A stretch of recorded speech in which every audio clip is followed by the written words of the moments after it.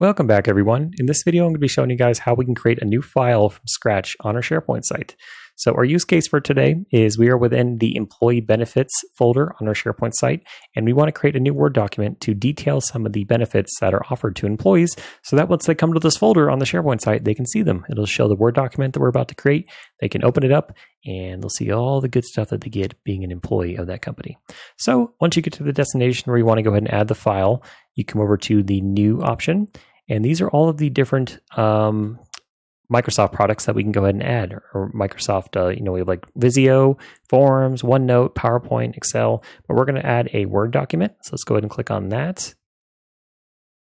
And then once you open it up, it should open it up in browser view, but in case you want to open it up in desktop view, if you just come over to where it says editing and click on that, it should let you open it up in desktop view. And it should also auto-save. So you'll see up here, as we're typing things, it'll say saved. Or it should say saved. Okay, so employee benefits are as follows. And you see it's saved up here. So I'm just going to add some random benefits that I get through my employer. So 4-day work week, remote work, pension, health insurance, yearly raises. Okay. And then once everything looks good, it should show saved right here. And then we can go ahead and close it since we're done.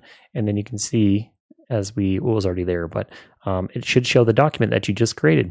And then from here, if you just click on it or someone else in your organization clicks on it, depending on their rights, they will either be able to edit it, view it, both. They can delete it if they want. So you got to be really careful with the permission. So if these are this is information for like your entire organization where they can come in and see the employee benefits. Obviously, you only want a handful of users, probably in the HR department, to be able to make edits to this document. You don't want anyone to come in and be able to add and delete stuff. And that is how you add a new file from scratch onto your SharePoint site.